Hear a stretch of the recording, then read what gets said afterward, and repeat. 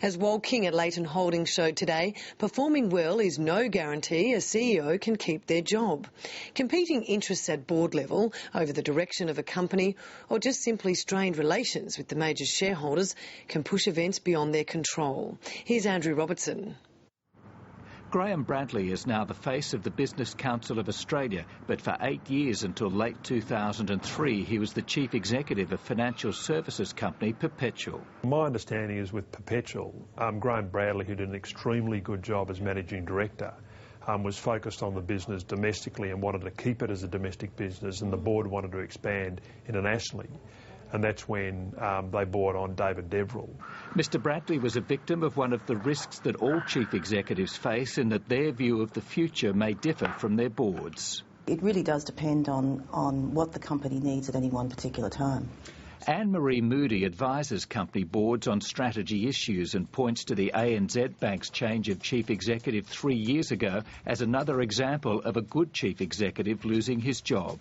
A company is looking over a period of time of 5 or even to 10 years, that you have to consider whether that CEO you have in at year one is going to see you through the whole strategy.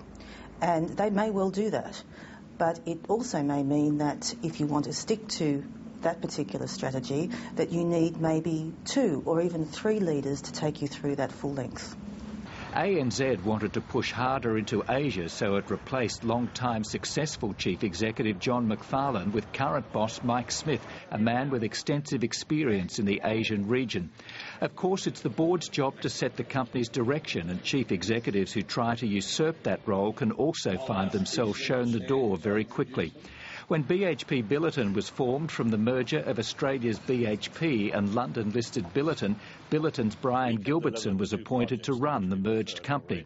He was sacked almost as quickly as he arrived. It was a case of the CEO and the board wanting to pursue different strategies, so there had to be a parting of ways, and it was quite brutal, but it was effective, and what was put in place at BHP was a very considered succession planning process. Chief executives can also find themselves a victim of the timing of their chairman's departure.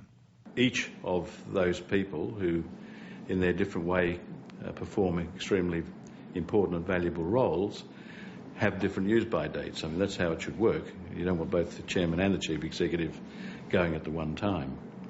It was widely reported back in 2007 that the looming retirement of the then ANZ chairman Charles Goode was a factor in his decision to bring forward the replacement of his CEO John McFarlane.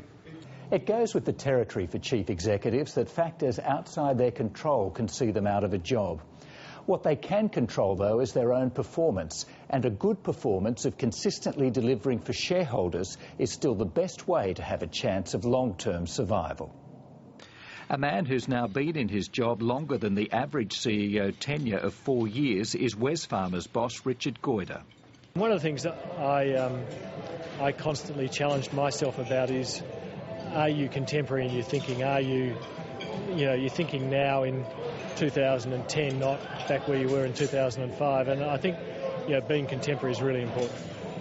While he's hoping to remain CEO of Wesfarmers for some time to come, Mr Goyder concedes he may be asked to go if the Wesfarmers board decides someone else can bring more value to the company than he can.